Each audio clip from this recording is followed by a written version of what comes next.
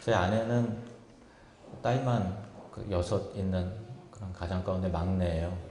그래서 명절에 처가댁에 가면 이제 뭐 수두룩합니다. 그리고 언니들이 많기 때문에 제 위로 형님들이 다섯이잖아요. 그래서 막내로서 이렇게 열심히 또 막내 역할을 잘 해야 되죠. 요즘엔 잘 그렇지 않습니다만은 뭐 얼마 전까지만 해도 항상 이제 저희 아버님과 형님들 사이에 정치적인 얘기가 항상 오고 가면 결국은 분위기가 좀 썰렁해지더라고요. 저희 아버님은 정치적인 성향이 이제 보수적이시고요. 또 형님들 중에서 이제 몇 분은 이제 진보적이세요. 자연스럽게 삶의 얘기를 나누다 보면 또 정치 얘기가 이렇게 오고 가고 굉장히 그 정치인은 신념이고 또 확신이고 그렇잖아요. 그러다 보니까 아버님 보시기에 사위들이 다 이제 빨갱이들이고 그리고 또 사위들 보기에는 아버님이 진짜 알아야 될 진정한 사실을 이제 보지 못해서 답답한 거고 극우와 극자 사이에 저는 이제 중도를 잘 지켜가면서 다 이제 오르신 말씀입니다. 그렇게 하면서 그렇게 하고 있습니다. 정치적인 것은 굉장히 예민한 문제예요. 예수님 당시에 오늘날도 우리 시대도 그렇지만은 예수님 당시에 로마가 지중해 연안에 있는 모든 국가들을 식민지로 삼고 또 모든 유대인들을 비롯해서 로마의 속국이 되었고 로마의 군인들이 주둔하면서 그랬죠. 자연스럽게 모든 나라들이 로마에 대해서 호의적이지 않죠. 별로 좋아하지 않았습니다. 그래서 주둔하고 있는 로마 군인들에 대해서 적대적이었고 또 무력으로 독립을 하고자 하는 애쓰는 사람들이 많이 있었는데 그 사람들을 열심당원이라고도 하고 열혈당원 또 가나나인 뭐 이런 칭호를 썼습니다. 로마에서 측면에서 볼 때는 극좌 세력이었죠. 그리고 또 극우 세력도 있었습니다. 대표적으로는 세리들, 이스라엘 동족들에게 세금을 받아다가 로마에게 전달을 하고 동시에 또 자기 주머니를 두둑하게 불리고 채우는 그런 일들을 했습니다. 왜냐하면 현실적으로 그렇게 해야 살아남는다라고 하는 어떤 현실적인 사고와 생각으로 인했죠. 그래서 그 분위기 속에서 극우인 세리들과 극좌 성향을 가진 독립운동가 열심당원들과의 관계가 좋을 리가 당연히 없죠. 그래서 그들이 함께 모여서 뭔가를 하고 같은 뜻을 품는다라는 것은 있을 수가 없는 그런 일이었습니다. 하나님께서 예수 그리스도를 통해서 하나님 나라를 이 땅 가운데 세우실 때 예수님이 12 제자를 부르시고 세우셨는데 참 재밌는 이름들이 나옵니다. 마태복음 10장 2절에서 4절 12 사도의 이름은 이러하니 베드로라 하는 시몬을 비롯하여 그의 형제 안드레와 세베대의 아들 야고보와 그의 형제 요한 빌립과 바돌로메 도마와 마태. 근데 앞에 한 단어 붙었어요. 세리 마태. 알페오의 아들 야고보와 다데우. 그냥 시몬이 아니고요. 가나나인 시몬 및 가룟 유다 곧 예수를 판 자라. 마태가 마태복음 기록할 때 의도적으로 자기 이름 앞에 세리를 넣었고요. 그리고 시몬을 할 때 그가 바로 열심당원, 자기를 아주 미워하던 사람이었다. 이렇게 독립운동가 출신의 시몬, 가나나인, 열혈당원 뭐 그런 의미입니다. 예수님께서 하나님 나라를 이 땅 가운데 세우실 때 하나님 나라가 사랑의 나라라는 것을 두 인물을 통해서 극우와 극좌가 서로 부둥켜 안을 수 있는 함께 올 수 있는 나라가 하나님 나라라는 것을 제자들을 통해서 우리에게 보여주는 것이죠. 우리는 예수님께서 세우신 교회 공동체의 일원입니다. 교회의 사명, 하나님 나라를, 보이지 않는 하나님 나라를 보여주는 그런 것이죠. 어찌 보면 추상적일 수 있는 그 나라를 현실이 되도록 우리 삶 가운데, 가정 안에, 일터와 또 교회 안에 하나님 나라의 그 사랑의 메시지와 실천의 성도를 통해서, 교회를 통해서 드러내야 되는 것입니다. 하나님 나라가 교회의 개념보다 훨씬 더 큰 개념이에요. 하나님 나라를 이 땅 가운데 임하게 하기 위해서, 드러내게 하기 위해서 하나님께서 사람들을 세우셨는데, 그 사람들을 일컬어서, 그 공동체를 일컬어서 교회다라고 하는 것입니다. 그래서 교회의 사명은요, 교회의 사명은 하나님 나라 임재 안에 있는 성도들이 하나님 나라 밖에 있는 사람들로 하여금 그 사랑의 하나님 나라의 영향력을 끼치는 거죠.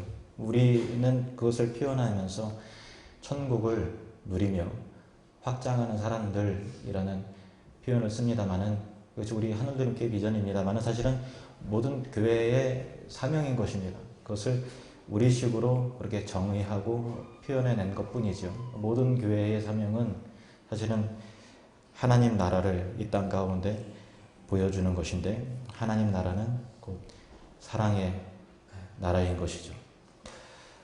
오늘 읽은 시편 133편의 시절을 보면요, 다윗의 시, 곧 성전에 올라가는 노래, 이렇게 되어 있습니다. 같이 한번 읽어볼까요? 시작. 다윗의 시, 곧 성전에 올라가는 노래. 다윗이 하나님을 예배하면서 성전에 올라가기 시작하면서 찬양했습니다. 그리고 자기의 찬양을 또 찬양대원들에게 이렇게 공유하면서 같이 부르게 했던 그런 노래라는 것입니다. 근데 다윗의 눈에 성전에 올라가는 어떤 건물로서의 어떤 그 교회 모습을 보는 것이 아니고, 하나님 나라가 교회를 통해서 어떻게 드러나는 것을 성령의 감동으로 그것을 보면서, 바라보면서 눈에 펼쳐지는 것을 노래했던 것이죠. 1절 말씀 보실까요? 1절 시작. 보라, 형제가 연합하여 동거함이 어찌 그리 선하고 아름다운고. 아멘. 보라, 형제가 연합하여 동거함이 어찌 그리 선하고 아름다운고. 서로 남이었고 각자였지만 그리스도의 십자가 아래 서로 형제가 되고 자매가 되는 것이죠. 생각도 다르고 이념도 다르고 신념도 달라요. 물과 기름과 같아요. 극우와 극자가 만나서 같이 부둥켜 안아요. 그것이 교회 안에, 하나님 나라 안에 이루어진다라는 그런 것입니다. 그들이 연합하고 동거하는 모습이 하나님 보시기에 선하고 아름다운 모습이라는 것을 다윗이 바라보는 거예요. 물론 일반 은총 가운데 주어진 가정의 모습, 또 우리 사회 공동체의 모습도 이래야 되지만, 특별히 교회 공동체의 모습이 형제가 연합하고 또 동거하는 것, 그것이 바로 교회의 본질이라는 것을 다윗이 바라보면서 두근거리는 마음으로 그렇게 풀어내는 것이죠. 하나님의 비전이 곧 다윗의 비전이 되었고, 또한 우리의 비전이 되는 것이죠. 이 공동체의 실현, 형제가 연합하여 동거하는 것, 그리고 그것이 어찌 그리 선하고 아름다운고라고 하는 그 비전이 예수 그리스도를 통해서 이 땅 가운데 교회가 세워질 때 이루어졌다는 것입니다. 사도행전 2장 43절에서 47절 말씀 보시면, 우리 같이 읽겠습니다. 사람마다 두려워하는데 사도들로 말미암아 기사와 표적이 많이 나타나니 믿는 사람이 다 함께 있어 모든 물건을 서로 통용하고 또 재산과 소유를 팔아 각 사람의 필요를 따라 나눠주며 날마다 마음을 같이하여 성전에 모이기를 힘쓰고 집에서 떡을 떼며 기쁨과 순전한 마음으로 음식을 먹고 하나님을 찬미하며 또 온 백성에게 칭송을 받으니 주께서 구원 얻는 사람을 날마다 더하게 하시니라. 아멘. 어떻게 이와 같은 일이 일어나죠? 우리가 쉽게 읽었습니다만 쉬운 내용이 담겨져 있지 않습니다. 절대로요. 믿는 사람이 다 함께 있어요. 형제가 연합하여 동거하는 일이 있는데 그냥 몸만 함께 있는 게 아니고 정신이 공유가 되면서 어떤 일이 일어나는 거면 모든 물건을 서로 통용하면서 재산과 소유를 팔아서 각 사람의 필요를 따라 나눠주기 시작했어요. 어떤 정치적인 자본주의다, 공산주의다라고 하는 어떤 사람의 이론의 토대에 따라서 되는 것이 아니고요. 하나님 나라의 가치관이 그들에게 혁명이 일어나게 했던 것입니다. 얼마 전에 설국열차, 봉준호 감독의 설국열차를 봤는데요. 이 세상 끝에 이제 막 너무나 더우니까 뭐 과학자들이 모여서 온도를 낮추기 위해서 뭐를 터뜨렸어요. 그래서 이제 그 빙하기가 또 온 거예요. 그래서 그 열차에 들어갔던 사람만 살아남고 다 죽는 거죠. 그래서 열차에 있는 사람들이 유일한 생존자들인데 맨 끝에 탄 꼬리칸에 있는 사람들은 극빈층이에요. 최하층이고 한 칸 한 칸 올라갈 때마다 삶의 질이 달라지는 거예요. 그리고 제일 위에 칸은 대통령이 말하자면 이제 지도자가 사는 거고, 밑에 꼬리칸에 칸 사람들은 앞칸이 뭔가 좋은 현실이 있을 거다라는 추측을 한 거지 한 번도 그 앞칸에 가본 적이 없는 거예요. 그들의 삶이 다 그런 줄로 알아요. 그런데 열차에 타고 나서 몇 개월간 음식이 없는 거예요. 음식이 없다 보니까 여러분 성경에도 나오듯이 극도의 어떤 그 생존의 위협을 처하게 되면은 도덕과 윤리가 붕괴가 되잖아요. 그래서 자신의 아이를 뭐 잡아먹고 서로 간에 사람을 이제 인육을 먹는 뭐 그런 일들이 일어나게 돼요. 성경에도 나와 있죠. 설국열차 안에도 그런 일이 일어나게 된 거예요.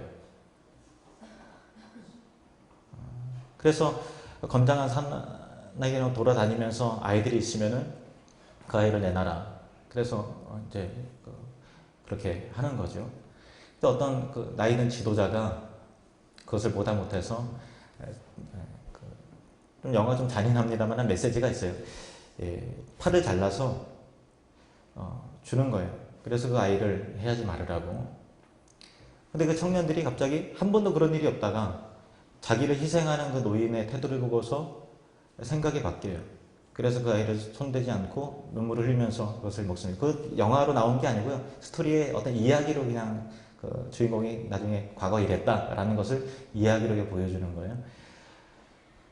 그래서 그 사람들이 이 노인의 희생을 통해서 도덕과 윤리 간의 가치가 붕괴가 되었다가 다시 재정립이 된, 우리가 어떤 삶을 살았는가를 직시하고 서로 간에 용기 있고 있는 사람들이 자기를 몸을 잘라다가 이렇게 식사로 제공을 이렇게 합니다. 그리고 나중에는 이제 뭐 음식이 또 제공이 되고 그랬습니다만은, 예수 그리스도께서 세우신 초대교회에 자기 소유를 다 팔아서 각 사람의 필요를 따라서 나눠주는 혁명과 같은 일들이 왜 일어났는가, 어떻게 이것이 가능했는가라고 할 때 예수 그리스도의 놀라운 십자가의 희생과 사랑을 보고 경험한 사람들 가운데 새로운 가치관의 혁명이 일어났던 거예요. 우리의 삶이 어떻게 변화될 수 있는가, 이기적인 우리의 삶이 어떻게 사랑으로 충만하면서 그 실천이 일어날 수 있는가는 십자가의 그 은혜 가운데 내 심령이 십자가 아래 부딪히는 역사가 일어나야만 삶의 혁명이 일어나는 것입니다. 우리의 삶의 변화는 예수 그리스도의 발 아래 무릎을 꿇어야만 그때 비로소 변화가 되는 것이죠.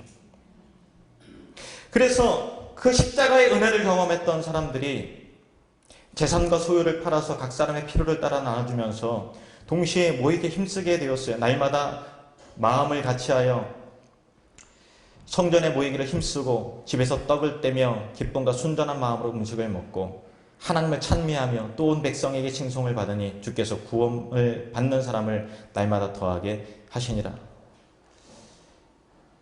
서로 사랑의 공동체를 이루어가는 하나님 나라의 모습을 통해서 예수님께서 교회 공동체를 이루어가는 것이죠. 그런데 우리 삶 가운데 우리 믿음의 선조들은, 신앙의 선배들은 분명히 그렇게 했음에도 불구하고 점점 교회 모습이 현대화가 되어가면서 우리도 모르는 사이에 변질이 되고 교회 본질 속에서 점점 멀어지는 것을 보게 됩니다. 뭐 대형 교회 사람들이 추구하고 좋아하잖아요. 왜냐하면 훌륭한 목사님의 설교를 들을 수가 있고요. 그리고 또 생동감 있는 예배 현장을 또 경험하게 되고, 각자 너무나 훌륭한 좋은 컨텐츠, 교육 프로그램, 또 시설과 공간, 그리고 게다가 수많은 사람들 속에서 나를 아는 사람이 별로 없다라는 그 자유함,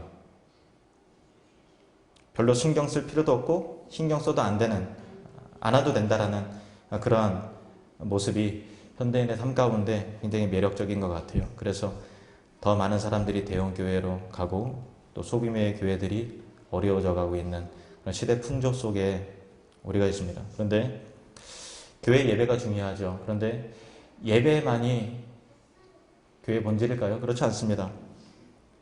예배만 이루어지는 것을 교회라고 하지 않고 서로 간의 인격과 인격을 알아가면서 그리스도의 건강한 공동체를 함께 사랑의 공동체를 세워나가는 것이 진정한 교회의 모습인 것이죠. 그래서 46절에서 47절 말씀해 보시면은 교회의 이런 공동체적인 모습을 이렇게 보여주고 있습니다. 46절, 47절을 같이 읽겠습니다. 시작. 날마다 마음을 같이하여 성전에 모이기를 힘쓰고 집에서 떡을 떼며 기쁨과 순전한 마음으로 음식을 먹고 하나님을 찬미하며 또 온 백성에게 칭송을 받으니 주께서 구원받는 사람을 날마다 더하게 하시니라. 아멘. 제자들의 삶에 놀라운 변화가 일어났어요. 그리고 날마다 마음을 같이 성전에 모이기를 힘써서 성전 안에 예배를 드렸습니다. 그리고 그냥 각자 따따로 흩어진 것이 아니고요. 그 이후에 또 소그룹마다 각 집에서 또 모여서 떡을 떼면서 기쁨과 순전한 마음으로 음식을 먹고 또 하나님을 찬미하면서 각 가정 가운데 소그룹의 모임이 이루어졌다라는 그런 것입니다. 교회는 예배 모임뿐만 아니라 공동체적 사랑방 모임, 우리 교회는 사랑방이라 했습니다만 어떤 소그룹 친교회 모임이 있어야 되는 것이죠. 이것이 교회의 본질입니다. 근데 현대 사회가 굉장히 바쁘고 피곤하잖아요. 그래서 사회가 좀 더 가면 갈수록 이 소그룹 모임이 각 교회들마다 무너져 가고 있죠. 바빠서 못 모이는 거예요. 너무나 다 빡빡하게 살아가니까 힘든 것이죠. 그리고 또한 멀리 있을 때는 괜찮은데 가까이에서 지내고 보니까 그 사람의 허물과 단점이 보이기 시작하는 거예요. 그거에 대해서 자기가 실망하기 싫은 것이고 또 한번 실망한 사람들 또 이렇게 상처받기 싫으니까 가까이 하면 불편해지니까 적당한 거리를 그냥 유지하고 싶은 마음이 있는 것이죠. 어떤 분이 비행기를 중국에 있는 비행기를 탔는데요. 그 남자 요즘에 스튜디오에서도 남자가 있잖아요. 근데 남자 승무원이 너무나 좀 매력적이고 잘생겼다는 거예요. 그래갖고 야 진짜 잘생겼다. 엄청나구나. 근데 씩 웃었는데 이빨이 까맣다래요. 그래서 이제 호감을 갖던 마음이 급 실망으로 이제 돌아선 거죠. 그래서 제가 얼마나 까면서 이게 흑설탕처럼 이게 까맸습니까? 그랬더니 흑설탕까지는 아니지만 갈색 설탕 정도 그랬다 그래요. 하도 이게 중국 사람이 차를 좋아하니까 뭐 그랬던 모양인데 우리가 가까이 가면 실망하게 되는 일들이 있죠. 사람이란 그렇습니다.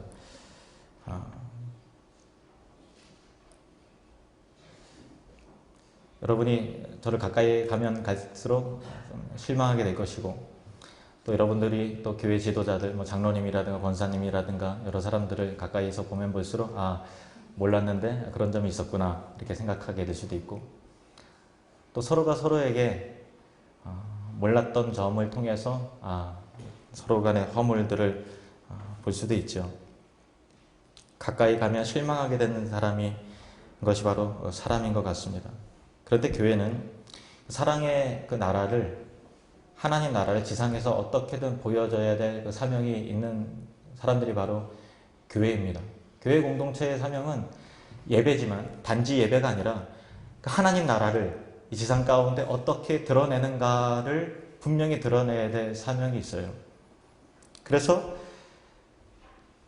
각자의 삶 가운데 어떤 마음이 있어야 되냐면 실망하는 것을 두려워하지 않고 가까이 가서 실망하게 되더라도 그 실망을 뛰어넘는 사랑이 그 사랑의 실천과 능력이 여러분의 삶 가운데 보여줘야만 된다는 것입니다.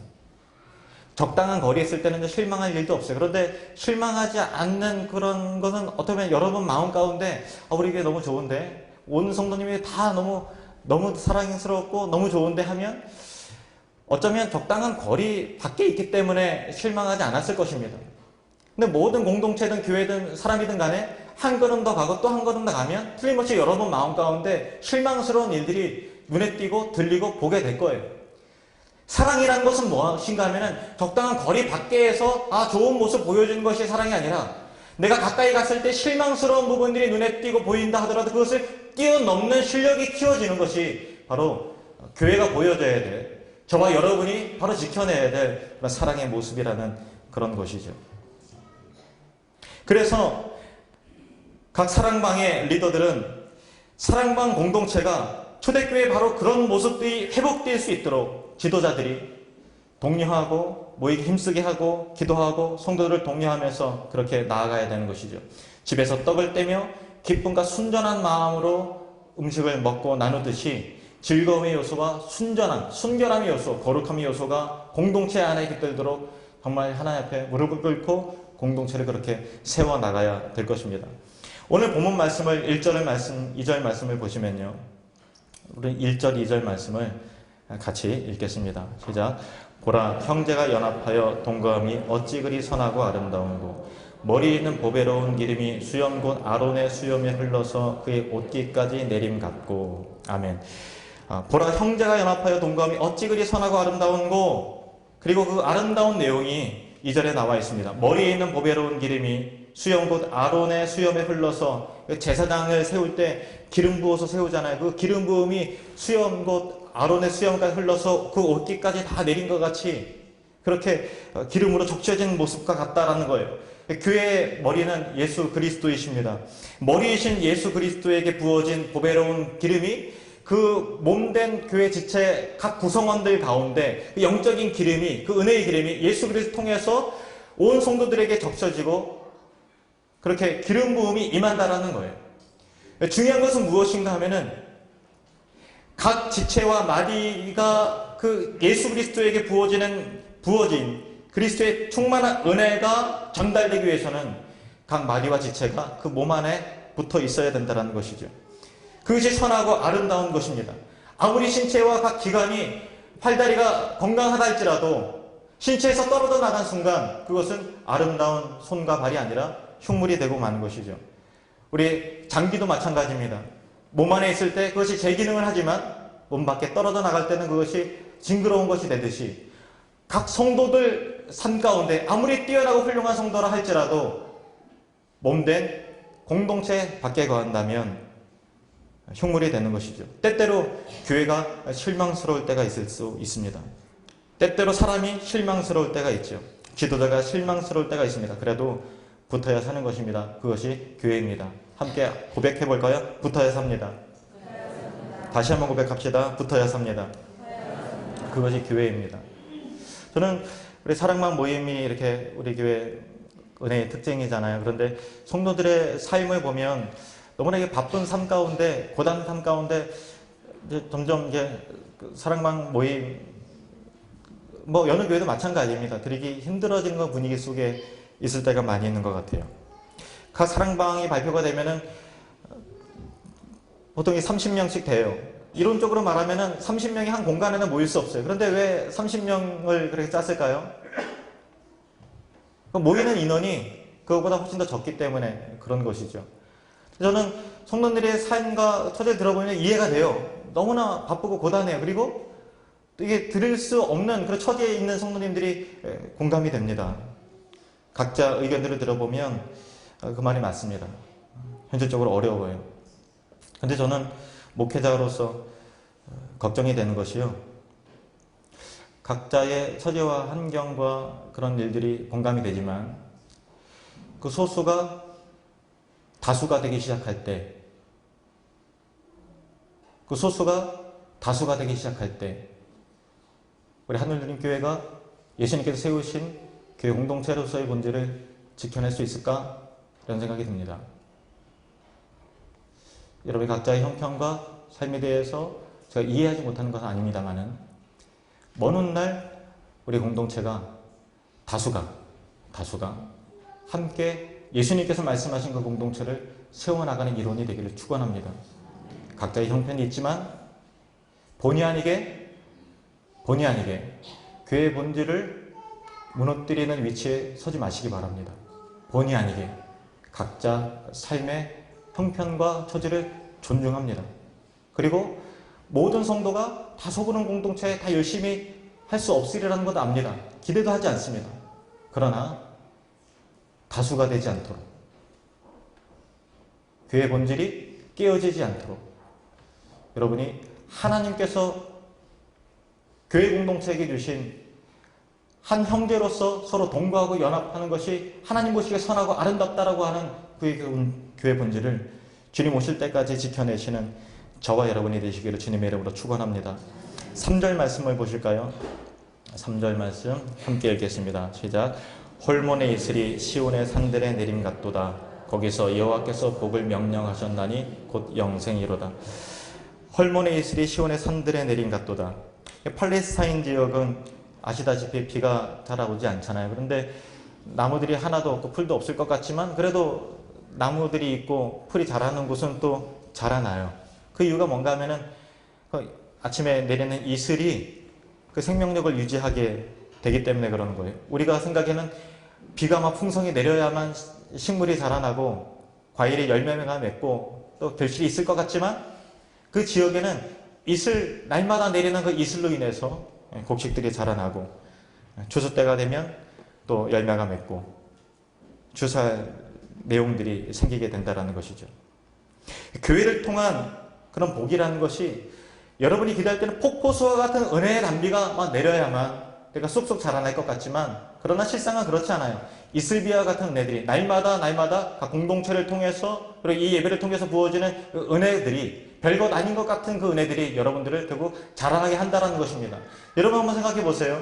여러분들이 자라나셨을 때 그리고 여러분 자녀를 키우실 때 보약 먹고 큽니까? 밥 먹고 큽니까? 밥 먹고 크는 거예요.